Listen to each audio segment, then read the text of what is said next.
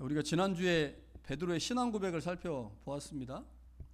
베드로가 주님을 향해서 주는 그리스도이십니다 라고 고백을 했죠.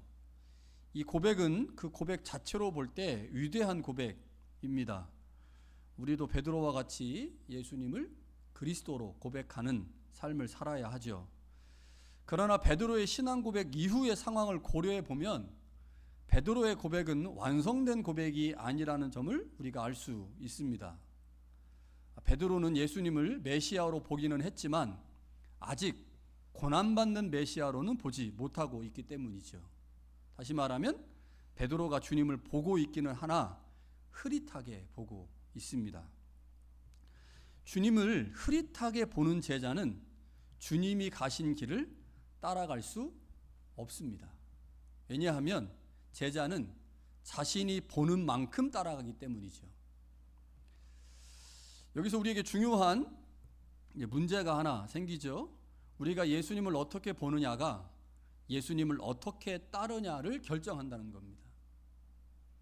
예수님을 흐릿하게 보면 흐릿한 고백을 할 수밖에 없고 그 고백에 따라서 예수님을 따라가기 때문에 예수님이 말씀하신 십자가를 지는 삶은 살아낼 수 없습니다. 그러니까 예수님을 정확하게 봐야 하고 그 정확하게 본 것에 근거해서 정확하게 고백해야만 그 고백의 근거에서 우리가 예수님을 어떻게 따르냐가 결정되는 거죠. 예수님을 영광의 메시아로만 보면 십자가의 길은 이해할 수도 없고 따라갈 수도 없습니다. 반면에 예수님을 고난의 메시아로 보기 시작할 때 비로소 제자의 길이 열리기 시작하죠. 여러분, 제자의 길이 열리는 게 여러분에게 좋은 겁니까? 나쁜 겁니까? 제자의 길이 열린다. 내가 예수님을 바르게 보았어요? 예수님을 고난의 메시아로 보기 시작했습니다. 그랬더니 제자의 길이 열려요. 아, 할렐루야. 그러신가요? 예, 그러면 제일 좋습니다. 그런데 오늘 본문에 보면 이 제자의 길이 만만치가 않습니다. 예수님을 분명하게 고백하고 예수님을 분명하게 알아가는 것, 이것이 우리가 주님 앞에 보여야 될 반응인 건 분명한데 그렇게 예수님을 분명하게 알고 고백하고 나니 제자의 길이 열리는데 이게 만만치가 않죠. 오늘 본문은 두 개의 단락으로 구성되어 있습니다. 34절과 9장 1절에 보면 이르시되라고 되어 있죠. 그래서 예수님께서 이 두 개의 말씀을 하시는 거예요. 34절부터 38절까지가 하나의 이야기고 그 다음에 9장 1절이 또 다른 하나의 이야기입니다. 자, 그런데 예수님께서 첫 번째 단락에서 제자의 조건을 말씀하시죠. 자기를 부인하고 자기 십자가를 지고 나를 따라야 된다. 제자의 조건이에요. 그런데 두 번째 단락에서 그 제자들에게 주어지는 복이 있다고 말씀합니다. 여러분, 사실 이게 없으면 주님의 제자로서 고난을 감당하기가 쉽지가 않습니다. 그냥 무조건 순종해, 무조건 헌신해, 무조건 복종해, 무조건 다 내려놔, 무조건 이렇게 말하기 시작하면요, 뭔가 열심히 하긴 하는데 그 이후에 자기에게 주어지는 복, 자기에게 주어지는 은혜가 없다고 생각하면 그때는 막상 열심히 할 수 있겠지만 한계가 있거든요. 그래서 예수님께서 제자의 길이 무엇인지를 앞단락에서 말씀하신 후에 마지막 9장 1절에서 그 길을 감당한 자들에게 주어지는 복이 있다고 말씀을 하는데 오늘 이 두 개의 관계를 가지고 말씀을 좀 살펴보려고 합니다. 주님께서 제자들에게 제자의 길을 말씀하시면서 조건을 말씀하시죠. 이렇게 말씀합니다. 누구든지 나를 따라오려거든. 자, 주님을 따라가기 위해서 두 개의 조건이 갖추어져야 하는데 첫 번째는 자기 부인입니다. 그리고 두 번째는 자기 십자가를 지는 것이죠. 여러분, 자기를 부인하고 자기 십자가를 지면 어떻게 될까요? 나를 부인해서 내 자존심을 내려놓고 내 모든 걸 다 내려놓고 주님이 말씀하시는 십자가를 지고 주님이 가신 것처럼 나도 역시 그 길을 따라갑니다. 마지막에 뭐가 있어요? 죽음이 있습니다. 그러니까 자기를 부인하고 자기 십자가를 진다라는 말은 제자로서 주님과 같이 죽는다라는 말이에요. 굉장히 심각한 말입니다. 그런데 우리가 이제 주님의 제자가 된다, 나는 주님의 제자다라는 말을 사실은 쉽게 고백하지만 주님의 제자가 된다라고 하는 말의 핵심적 의미는 주님처럼 우리도 죽는다이죠. 여러분, 그렇기 때문에 주님을 정치적 메시아로 알고 따르는 사람은 자기를 부인하거나 자기 십자가를 지고 주님을 따를 수가 없습니다.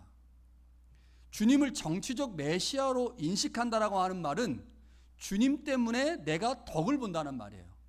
주님이 왕이 되시고 주님이 성공하시면 주님의 성공과 왕됨으로 인하여 나도 역시 유익하고 나도 성공하고 싶다라고 하는 의미입니다. 그렇기 때문에 주님을 정치적 메시아로 이해하는 사람은 주님께서 주시는 성공과 유익을 추구하기 때문에 죽음의 길을 선택할 수가 없습니다. 불가능한 거예요. 그러나 반대의 경우라면 가능하겠죠? 주님을 고난의 메시아로 알고 따르고 있다면 그는 자기를 부인하고 자기 십자가를 지고 주님을 따를 수 있을 것입니다. 주님을 정확하게 보고 고난받는 메시아로 고백하는 사람, 그 사람만 주님을 따를 수가 있어요. 그러니까 주님을 정치적 메시아, 왕으로 인식하는 사람은 그 왕이 되신 주님 때문에 나도 유익하고 나도 성공할 거라고 기대하기 때문에 주님이 고난을 요청하셨을 때 거부합니다. 아니, 주님이 고난받지 않으시고 주님이 왕 되실 건데 왜 나에게만 고난을 요청하십니까? 라고 말하는 거죠. 그러나 주님을 고난의 메시아로 정확하게 보면 주님이 고난을 받으셨기 때문에 제자인 나도 고난을 받아야 되는 게 마땅하다라고 생각을 하죠. 그래서 주님이 가셨던 고난의 길을 나도 내 십자가를 지고 따라갈 수 있는 거예요. 그러니까 주님을 어떻게 인식하고 어떻게 바라보느냐가 매우 중요하다고 하는 거죠. 자, 주님께서 이 말씀을 하신 후에 35절에 이렇게 말씀합니다. 누구든지 자기 목숨을 구원하고자 하면 잃을 것이요, 누구든지 나와 복음을 위하여 자기 목숨을 잃으면 구원하리라. 자, 이 말씀은 예수님의 제자도에서 가장 역설적인 말씀입니다. 역설 아시죠? 자, 세상은 붙잡아야 한다고 말해요. 붙잡아야 산다. 물에 빠지는데 지푸라기라도 붙잡아야 살 거 아니에요. 붙잡아야 산다라고 말합니다. 그러나 예수님은 내려놓아야 산다라고 말씀합니다. 역설이죠. 내려놓는데 어떻게 살지? 나를 버리는데 어떻게 살지? 붙잡아야 되고 움켜져야 사는 게 세상의 이치고 그게 진리라고 생각하고 있는데 주님은 우리에게 내려놓아야 산다. 네 생명을 지키려고 하면 잃을 것이고 자기 목숨을 잃어야 생명을 얻는다라고 말씀합니다. 잘 이해가 되지 않는 말씀이죠. 주님의 말씀이 역설이다 보니까 현재를 살아가는 우리의 입장에서 이 말씀을 받아들이기가 쉽지가 않습니다. 돈을 벌어야 부자가 되잖아요. 열심히 돈을 법니다. 그런데 말하는 거예요. 돈을 안 벌어야 부자가 된다. 이해가 됩니까? 우리가 이 땅을 살면서 그 말은 잘 이해가 되지 않는 말씀이란 말이에요. 그러니까 주님의 말씀을 따르려고 할 때 우리한테 부딪히는 게 있어요. 주님의 말씀이 역설이다 보니 이 말씀 잘 받아들이기 쉽지가 않다라고 생각을 할 수가 있죠. 주님께서 이렇게 말씀합니다. 사람이 만일 온 천하를 얻고도 자기 목숨을 잃으면 무엇이 유익하리요? 여러분, 세상에서 사람에게 가장 소중한 건 자기 생명입니다. 내 생명보다 중요한 게 어디 있어요? 가장 중요하죠. 그런데 과연 누가 자신의 목숨을 내어놓는 길을 기꺼이 선택할 수 있겠습니까? 그럼에도 불구하고 우리가 주님의 제자가 되었기 때문에 주님이 가신 길을 따라가야 하는데 주님이 말씀하시는 거예요. 잃으면 얻을 것이고 얻으면 잃을 것이다. 내가 목숨을 얻기 위해서 내 목숨을 내놔야 된다고 하는데 이게 쉬운 게 아니라는 거예요. 왜냐하면 사람들은 앞에 있는 것만 보기가 쉽거든요. 멀리 보기가 쉽지가 않아서 내 죽음 이후의 것들을 볼 수 있는 눈이 별로 없어요. 그러다 보니 지금 내 앞에 있는 죽음이라고 하는 것에 내 눈이 모두 꽂히면 사실은 주님께서 말씀하신 그 말씀을 감당하기가 쉽지가 않습니다. 자, 그런데 주님께서 38절에 제자들의 삶이 마지막 날에 어떻게 평가될 것인지를 설명합니다. 자, 역설을 말씀하셨어요. 너희가 생명을 얻고자 하느냐? 그럼 잃어야 할 것이다. 만약 너희가 생명을 얻으려고 하면 잃을 것이다. 그것이 바로 제자도다. 왜냐하면 제자의 마지막 길은, 십자가의 마지막 길은 뭐예요? 죽음이란 말이에요. 죽음. 그러니까 죽음을 그냥 그대로 받아들이면 안 되는 거예요. 역설로 받아들여야 된다는 거예요. 역설로. 내가 십자가를 지고 가면 마지막에 죽음이라고 하는 것이 나타나는데 그 죽음을 역설로 받아들여야 된다는 거예요. 죽음은 곧 생명이다라고 받아들일 때 그 죽음을 선택할 수 있다는 거죠. 그런데 만약 그것을 액면 그대로 받아들이면, 죽음을 죽음으로 받아들이면 그 죽음 때문에 그 길을 못 가는 거죠. 그러니까 그 길을 가라고 주님께서 말씀하시면서 이 말씀 안에 역설이 존재한다. 그러니 너희가 그 앞에 있는 그 죽음 그것만 보지 말고 그 죽음 너머에 있는 것을 보고 십자가를 지고 따라야 된다라고 말씀합니다. 그러면서 38절에 제자가 마지막 날에 어떻게 평가될지를 설명합니다. 이렇게 말씀하시죠. 누구든지 이 음란하고 죄 많은 세대에서 나와 내 말을 부끄러워하면 인자도 아버지의 영광으로 거룩한 천사들과 함께 올 때 그 사람을 부끄러워할 것이다. 자, 그러니까 내가 주님의 십자가를 지고 그 길을 걸어갔어요. 그런데 그 거리를 걸어가는데 그 길이 뭐예요? 죽음이야, 죽음. 내가 죽음을 각오하고 걸어간 거예요. 왜냐? 그 말씀이 역설이라는 사실을 알았기 때문에. 내가 죽음을 선택했을 때 죽음이 아닌 생명이라고 하는 것이 우리에게 주어질 거라고 하는 것을 믿음으로 고백하고 그 길을 간 거예요. 그런데 그게 언제 결정되냐면 주님께서 거룩한 천사들과 함께 다시 이 땅에 올 때 그것이 모두 밝히 드러난다는 겁니다. 그래서 내가 죽음을 선택하고 그 길을 걸어간 사람은 생명의 역사를 경험할 것이고, 만약 그 죽음 자체를 두려워하여 죽음을 거부하고 주님의 십자가의 길을 거부한다면 그에게 사망이 임할 것이다 라고 말씀하시는 거죠. 자, 예수님은 마지막 날에 모든 것이 분명하게 드러날 것이다 라고 말씀합니다. 그래서 우리는 그 날을 소망하고 그 날을 기대하고 우리에게 불이익이 생기고 손해가 생기고 어려움이 있지만 주님이 말씀하시는 십자가의 길을 가는 겁니다. 그게 제자의 모습이죠. 자, 그런데 9장 1절에서 예수님이 엄청나게 중요한 말씀을 하나 하십니다. 뭐냐면 십자가를 지고 주님을 따르는 자들에게 복이 있다는 거예요. 복. 그 복이 뭐냐? 자, 이렇게 말씀하시죠. 죽기 전에 하나님의 나라가 권능으로 임하는 것을 볼 자들도 있다. 자, 그러니까 예수님께서 우리에게 십자가의 길을 가라고 말씀하시면서 단지 희생을 요구하거나 포기만을 요구하지 않는다는 겁니다. 주님은 분명 우리에게 희생과 포기에 대한 보상이 있다고 말씀합니다. 자, 그런데 그 보상이 우리가 자본주의 사회에서 생각하는 보상과 조금 달라요. 이게 문제인 거죠. 그 보상이 뭘까요? 하나님의 나라가 권능으로 임하는 것을 본다는 거예요. 이게 제자의 길을 가고 있는 우리에게 주어지는 보상입니다.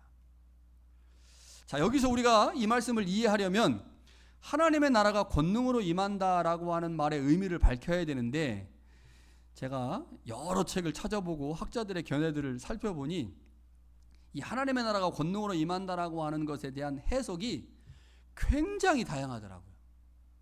어떤 학자들은 변화산 사건과 연결되는 것으로 해석하는 사람이 있고요. 자, 이 말씀을 부활로 연결해서 해석하는 사람도 있고, 오순절 강림 사건과 연결해서 해석하는 사람도 있고요. 어떤 사람은 예루살렘 멸망 사건으로 해석하는 사람도 있습니다. 학자들의 해석을 면밀하게 검토해 본 결과 어떤 한 학자의 의견을 받아들이기가 쉽지가 않더라고요. 그래서 제 나름입니다. 제 나름 마가복음 전체 안에서 이 말씀을 어떻게 읽어야 할까를 고민을 좀 하면서 이 9장 1절의 말씀을 제가 해석을 했습니다. 자, 마가복음 1장에 보면 예수님이 이렇게 말씀하시죠. 하나님의 나라가 가까이 왔다. 자, 하나님의 나라 가까이 왔다라고 선언을 하시고 이제 주님의 복음 사역이 시작되는데, 자, 이 말씀이 어떻게 증명이 됩니까? 하나님의 나라가 가까이 왔다라고 하는 것이 어떻게 증명되느냐? 예수님이 수많은 기적을 행하시거든요. 병을 고치고 귀신을 쫓고 자연 기적을 행하시고.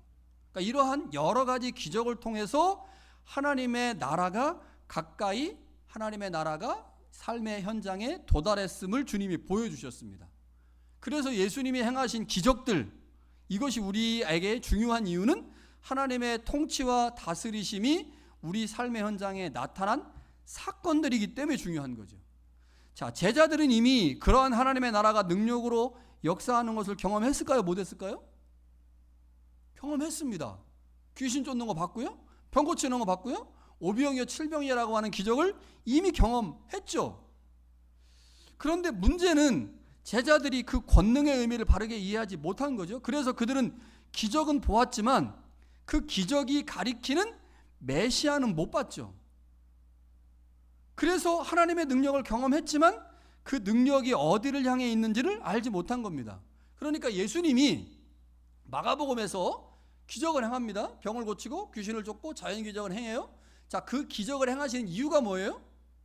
그 기적을 행하시는 이유가 하나님께서 보내신 메시아를 통해, 자신을 통해, 예수 그리스도를 통해 하나님이 통치하시고 다스리고 있다라고 하는 걸 보여준 거예요.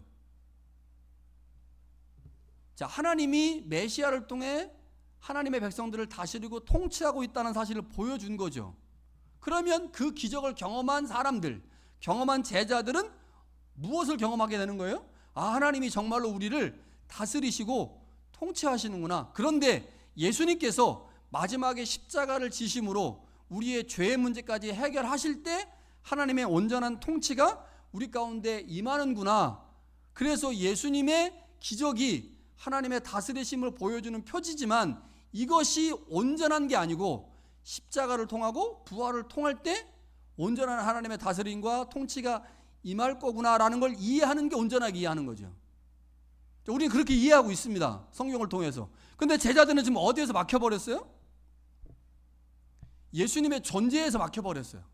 그러니까 예수님이 귀신을 쫓고 병을 고치고 자유기적을 행하는 것은 보았어요. 그래서 그 기적을 통해서 하나님의 통치가 나타나고 있다는 사실을 보았지만 그 기적을 행하시는 예수 그리스도의 존재를 그들이 오해했기 때문에 기적을 반쪽짜리로 이해했고, 그래서 어떻게 했어요? 예수님을 기적 행사자로 이해하면서 예수님이 예루살렘에서 왕이 되셔야 된다고 생각을 한 거죠. 예수님이 왕이 되시는 순간 예수님의 십자가는 사라져버립니다. 예수님의 고난은 사라져버리죠. 그러나 예수님의 십자가와 고난은 기적을 완성하는 거거든요. 그러니까 지금 제자들의 문제는 뭐냐? 기적을 경험했지만, 하나님의 통치를 경험했지만 예수 그리스도에 대한 바르지 못한 이해 때문에 그 기적이 나아갈 방향으로 온전히 가지 못한 겁니다.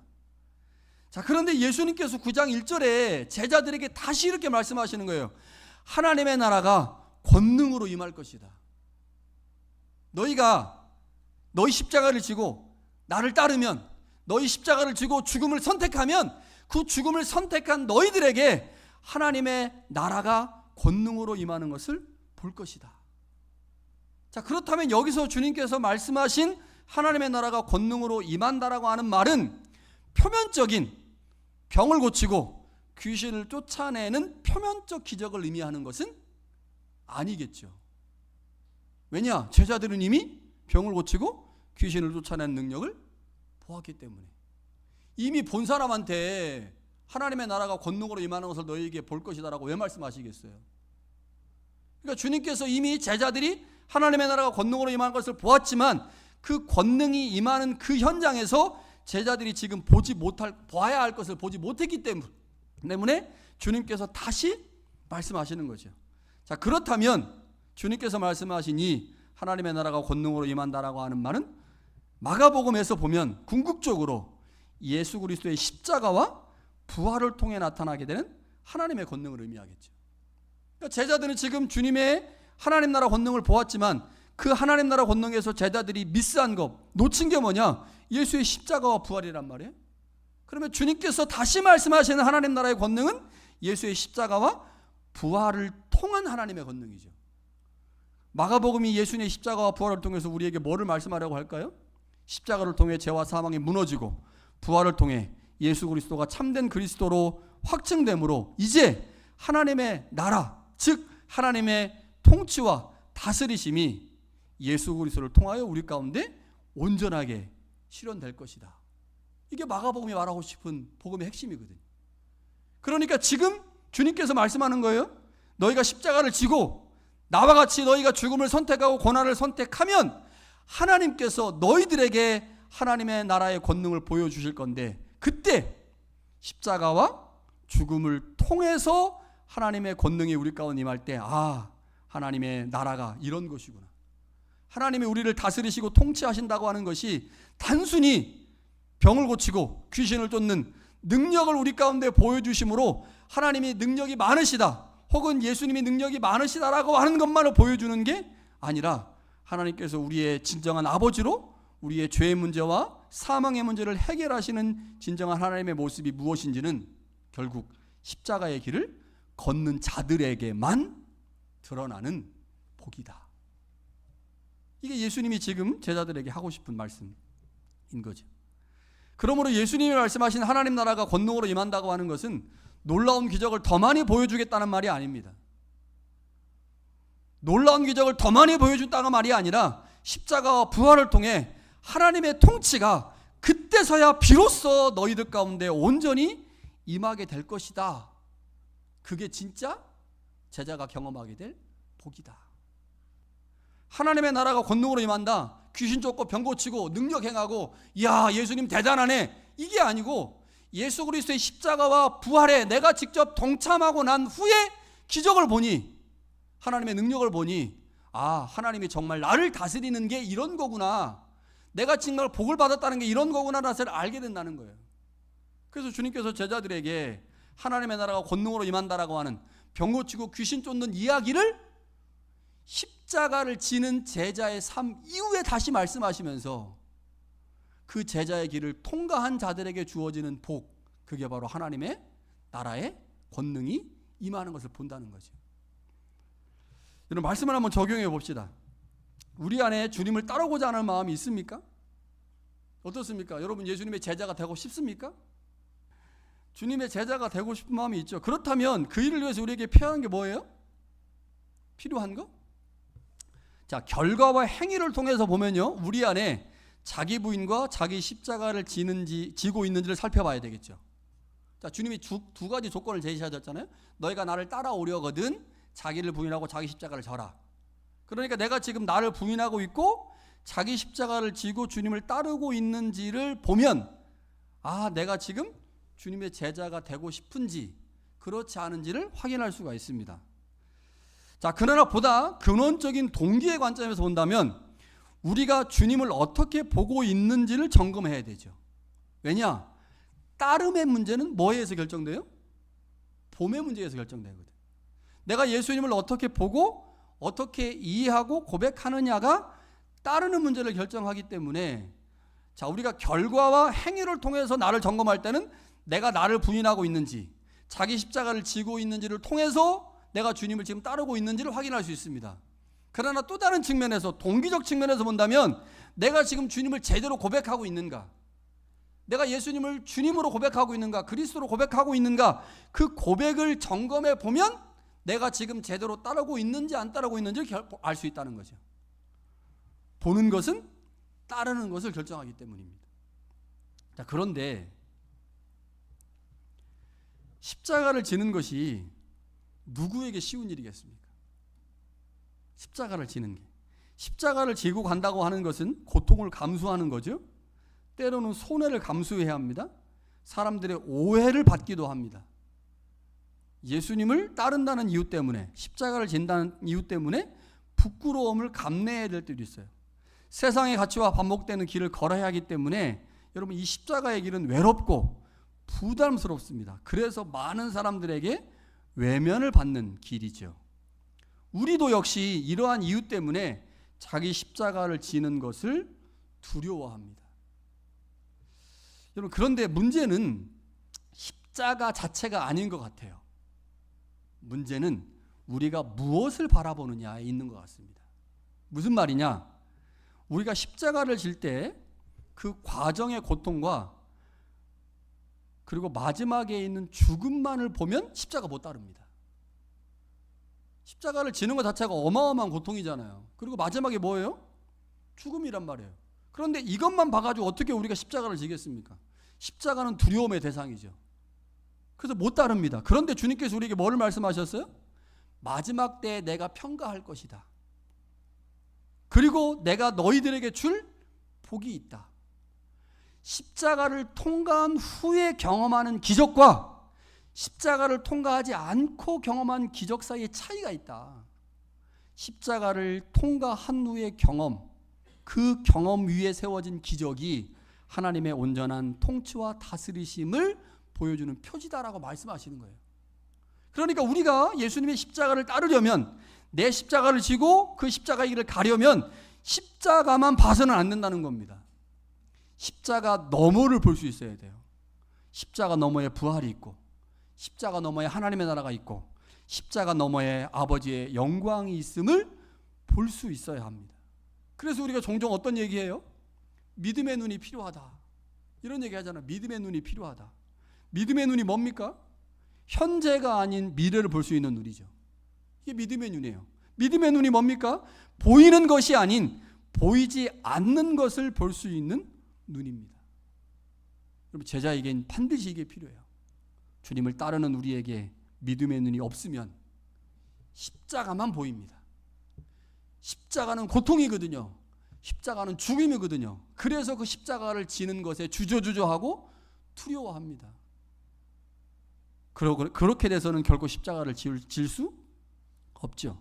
그러나 십자가 너머의 것을 믿음의 눈으로 볼 수 있다면, 십자가를 지고 주님의 길을 걷는 자들에게 주어지는 하나님께서 주시는 복이 있음을 안다면, 그때 비로소 십자가를 질 수 있을 것입니다. 여러분, 예수님을 어떻게 보느냐가 우리의 신앙을 결정합니다. 베드로는 예수님을 보았죠. 그러나 흐릿하게 보았습니다. 그래서 예수님을 메시아로 고백했지만 십자가는 받아들이지 못했습니다. 그러나 부활 이후에 그의 눈이 열렸죠. 주님께서 베드로에게 성령과 말씀으로 안수하여 주자 베드로의 눈이 열렸고, 베드로는 십자가가 더 이상 실패가 아니라 하나님의 권능과 영광이라는 사실을 알게 됐습니다. 그렇게 보는 것이 달라지자 따르는 삶도 완전히 달라졌습니다. 우리가 예수님을 어떻게 보느냐는 우리의 신앙의 모양과 수준을 결정합니다. 예수님을 영광만 주시는 분으로 보면 십자가는 끝까지 부담으로 남습니다. 그러나 예수님을 고난받는 그리스도로 바르게 보기 시작하면 십자가는 더 이상 억지로 지는 짐이 아니라 생명으로 가는 길이 됩니다. 여러분, 예수님께서 우리에게 질문하시죠. 너는 나를 누구로 하느냐? 이 질문을 바꿔보면 이렇게 질문하시는 거예요. 너는 나를 어떻게 따르겠느냐? 주님께서 마지막 날에 십자가를 부끄러워하지 않고 그 길을 걷는 사람을 결코 부끄러워하지 않으신다고 말씀하시죠. 오히려 그들을 아버지의 영광 가운데 인정하시고 하나님 나라의 영광에 참여하게 하신다고 말씀하십니다. 주님의 제자의 길이 열렸습니다. 어떻습니까? 주님의 제자의 길이 열린 게 우리에게 다행입니까? 아니면 비극입니까? 우리에게 주님의 제자의 길이 열렸어요. 그런데 그 제자의 길, 내가 예수님을 어떻게 인식하고 어떻게 바라보느냐에 따라서 그 제자의 삶의 수준과 모양이 결정됩니다. 끊임없이 말씀을 통해서, 성령을 통해서 예수님이 어떤 분인지 확인하고 그 예수님에 대한 바른 신앙의 고백을 드림으로 그 고백과 함께 우리의 삶의 모양이 결정되는 귀한 은혜가 우리 가운데 있기를 간절히 축원합니다.